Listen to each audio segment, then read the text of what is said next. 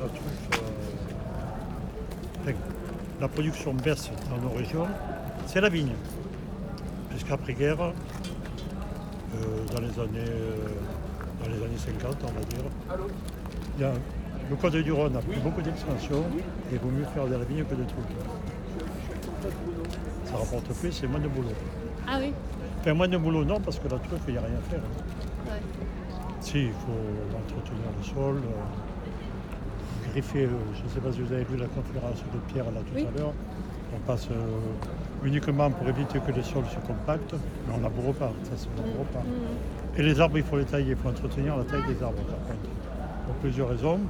Il est hors de question d'avoir des arbres qui fassent 30 mètres de haut. La deuxième raison, il faut que le pied soit au soleil. Il faut couper tout ce qui est branche basse pour que le pied soit ensoleillé. Alors la chute de la production, c'est ça, c'est essentiellement le développement de la vigne. Pour moi, la raison essentielle, c'est ça, c'est le développement de la vigne. Et je dirais, ce facteur n'existait pas dans les années 50-60, mais c'est le réchauffement climatique. Oui. Alors, c'est pas le réchauffement tout à fait, c'est le manque d'eau. Pour que la truffe se développe, la truffe c'est comme un bébé. Enfin, c'est comme un enfant. Au mois de janvier, février, en ce moment, il y a les accouplements. Dans 2-3 mois, il y a les naissances. Et c'est là qu'il faut de l'eau. S'il n'y a pas d'eau en juin, juillet, enfin surtout en juin, mai-juin, il n'y aura pas de truffe. Voilà. Il peut y avoir des orages un peu plus tard, mais il n'y a plus d'orage maintenant. L'été, il ne pleut plus. Il ne pleut plus jusqu'au mois de septembre. Et là, les truffes, c'est terminé. Mais maintenant, il y a des truffières irriguées. Alors, maintenant, c'est ça. Il faut pouvoir irriguer. Le problème, c'est que souvent, sont situés les truffières, ils ne peuvent pas irriguer. Ils n'ont pas d'eau. C'est un coût. Irriguer, c'est un coût dont on n'est pas sûr à 100% du résultat. Donc ça veut dire que la production de la truffe, elle va remonter sur le nord? Ça remonte, oui. Ça remonte. Elle est où la limite là? Dans le nord de la Drôme maintenant, dans le nord de la Drôme et même sud de l'Isère, puisque ce sont des truffes. Des truffes, pas en quantité industrielle, il y en a. Et alors votre confrérie de la truffe, elle existe depuis combien de temps? Moi, j'ai pas de souvenir. Enfin, j'ai pas ce souvenir, mais je pense qu'elle date de l'après-guerre, la nôtre. Dans les années 50 qu'ils ont créé la confrérie. Ouais. Ils ont créé la confrérie. Toujours pareil pour défendre le produit, puisque et pour des raisons, je dirais, légales. Alors, quand je dis légales, c'est qu'actuellement, maintenant, mais la truffe, je ne sais pas si vous avez écouté Pierre Tabouret, mais la truffe n'existe que quand elle a été vendue. Avant, elle n'existe pas. C'est assimilé à un produit de cueillette. Les bois truffiers sont déclarés en verger, ce sont des vergers, ce ne sont pas des bois comme des forêts, je veux dire, ils sont déclarés en verger. Mais la production elle-même est incontrôlable. Comment savoir si sur un hectare on a fait 20 kg de truffes, 100 kg de truffes, c'est impossible à savoir. Et les cours varient beaucoup. Là, en ce moment, normalement, on devrait être plus bas. Enfin, je vois qu'au détail, ils sont encore à 800 €, 900 €. Le détail, le kilo. 800 € le kilo. Alors que non, cette saison, c'est la moitié, c'est moins de 500 d'habitude. Et c'est là où elle est à la fin, après les fêtes, c'est là où elle est la moins chère et c'est là où elle est le plus à maturité. Et le prix, il bouge beaucoup? Ah oui. Cette année, non, il ne bouge pas parce qu'elle n'a pas. Alors, elle est toujours très chère. Elle est toujours relativement chère parce que. Bon, alors vous me direz que pour se régaler à un repas de truffe, il n'y a pas besoin d'acheter 1 kilo non plus. Avec 100 grammes de truffe, on fait un bon repas. Enfin, on fait un bon repas, on regarde ses amis. Juste sur la confrérie, vous êtes combien dans la confrérie? Alors, confrères intronisés, on doit y être, je pense, on est plus de 300 depuis. Confrères actifs, On doit y être une trentaine, une quarantaine. Alors nous, dans les confrères, beaucoup d'intronisés. D'abord, ne sont pas de la région. Il y en a dans toute la France, mais en Europe aussi. Il y en a en Belgique, en Allemagne, aux USA, au Japon. Beaucoup de confrères comme ça quand même, hein. Je dirais de prestige.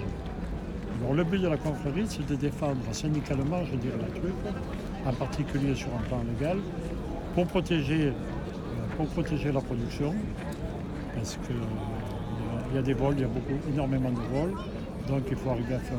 Là actuellement, les nouvelles plantations qui se font, ils sont obligés de clôturer quand même.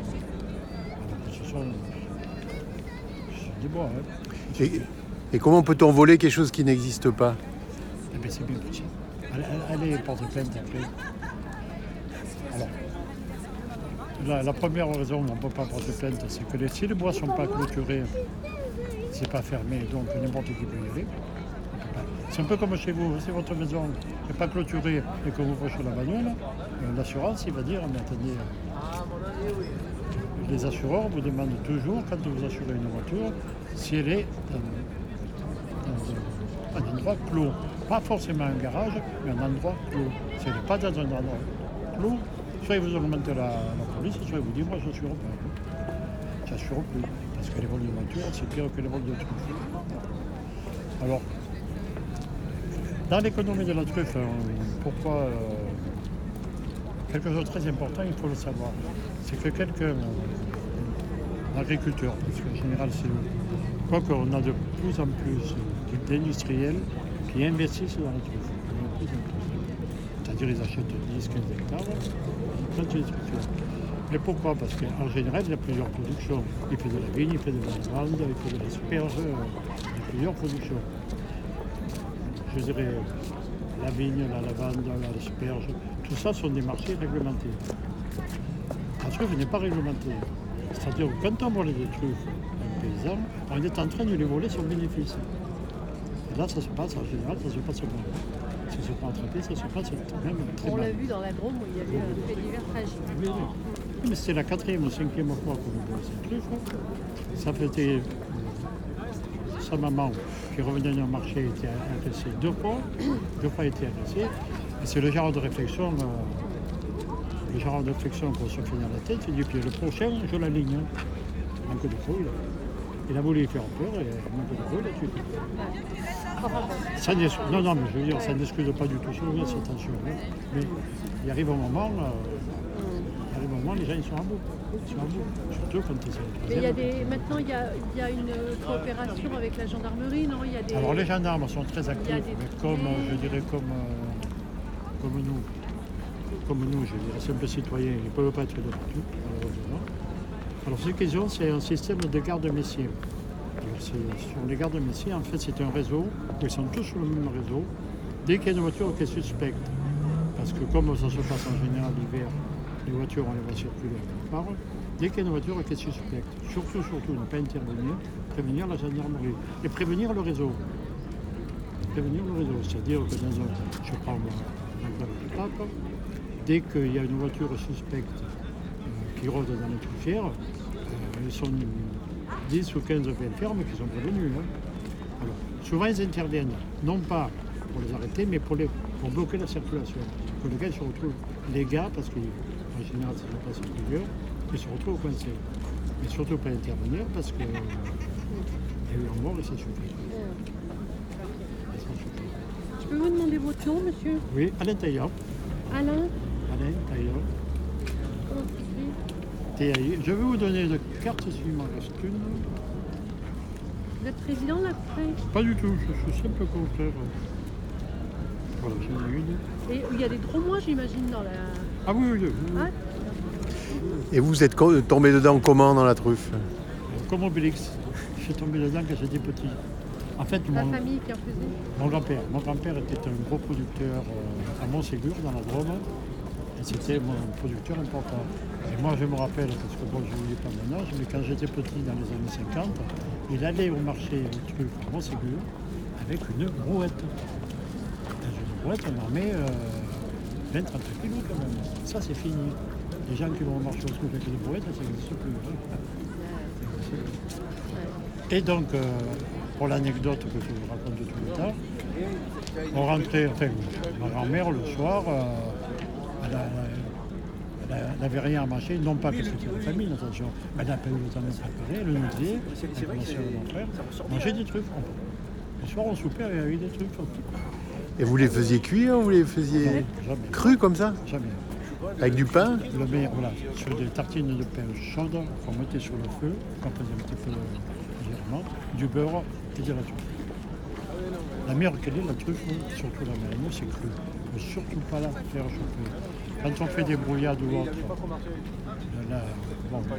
l'omelette de truffe. L'omelette de truffe, il faut qu'elle soit bien baveuse. Si elle n'est pas baveuse, si elle est trop cuite, l'omelette, d'ailleurs, la truffe, c'est pas terrible. C'est parce qu'elle a en dessus de 60 degrés, le personnel. Donc la meilleure qu'elle est, c'est que la meilleure qu'elle est, si elle a coupé en lamelles, sur des toasts dorés, là en général il y a tout l'habitude. Ou alors si on a les moyens, on fait ce qu'on appelle une truffe aux cocottes. Truffe aux cocottes, c'est qu'on pèle la truffe, il faut des truffes qui font 30 grammes, déjà de bonne truffe. On les pèle, on met son poids en beurre, on met ça au four. Quand le beurre a fondu, dans une cocotte en gaz, quand le beurre a fondu, il faut la sortir. Et là, ça embaume la maison. Très bien. Merci. Oui, parce que c'est ça c'est moi à l'intérieur. Ah oui, Je suis d'accord.